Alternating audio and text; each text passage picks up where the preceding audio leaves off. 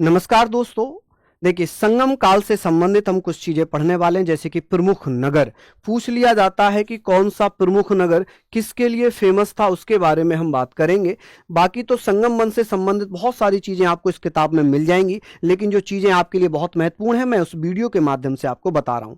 जैसे उरेयूर है, उरेयूर जो था वो चोल राजवंशों की राजधानी था और यहीं से सूती कपड़ों का बड़ा केंद्र माना गया, कि यहां सूती कपड़ों का बड़ा केंद्र माना गया है उरेयूर को। पुहार जो था वो चोल वंश का या चोलों का समुद्री तटीय राजधानी थी। जो चोल राजवंश था उसकी समुद्री तटीय राजधानी पुहार थी और यह प्रसिद्ध बंदरगाह भी था, कि पुहार चोल वंश में एक प्रसिद्ध बंदरगाह था। मदुरै किसकी राजधानी थी? पांड्य शासकों की राजधानी हुआ करती थी। कोरकाई पांड्यों की तटीय राजधानी थी।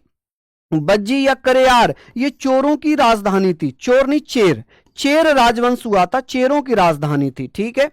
मुसीरी या मुजिरिस ये चेर कालीन प्रसिद्ध बंदरगाह था। कि सर चेर राजाओं का प्रसिद्ध बंदरगाह कौन सा था? चेर वंश का प्रसिद्ध बंदरगाह कौन सा था? आप कहेंगे सर वो कौन सा था, तो आपने पढ़ लिया भैया यहां पर कौन सा था, तो वो था मुजिरिस या भैया मुसीरी।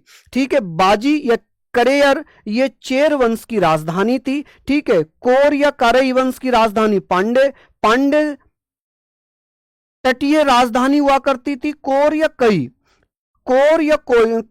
कोरकाई पांड्यों की तटीय राजधानी थी। मदुरै जो थी पांड्य शासकों की राजधानी हुआ करती थी। तटीय राजधानी कोरकाई हुआ करती थी। पुहार चोल वंश की समुद्रीय राजधानी थी, समुद्र तटीय राजधानी थी, जो कि प्रसिद्ध बंदरगाह भी था।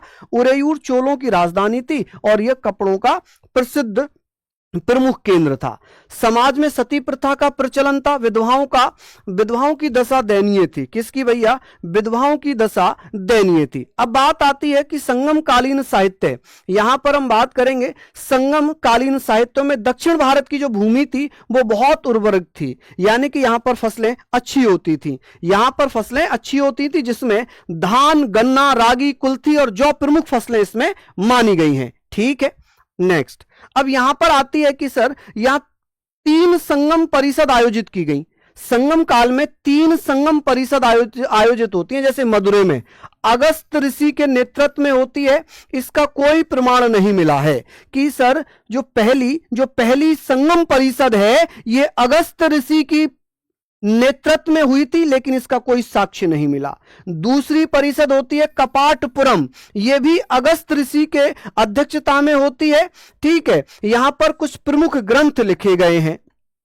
चलिए बताइए। अब बात आती है उत्तरी मदुरै, जहां पर इसकी अध्यक्षता नक्कीर ने की थी। कि सर उत्तरी मदुरै में तीसरी संगम परिषद होती है जिसके अध्यक्ष थे नक्कीर। अब बात आती है यहां पर कि सर तोल कापियम दक्षिण भारत का व्याकरण ग्रंथ है। क्या है जी? व्याकरण ग्रंथ है पहला। कि दक्षिण भारत का पहला व्याकरण ग्रंथ कौन सा था? तो तोल कापियम था, जिसमें 8 प्रकार के विवाहों का जिक्र है।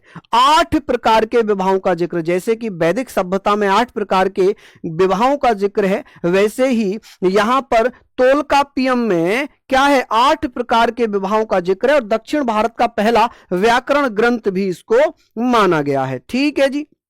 चलिए, ये तो संगम कालीन व्यवस्थाएं हमने पढ़ ली। ठीक है। आशा है आपको ये चीजें बढ़िया लगी होंगी। तो धन्यवाद, नमस्कार।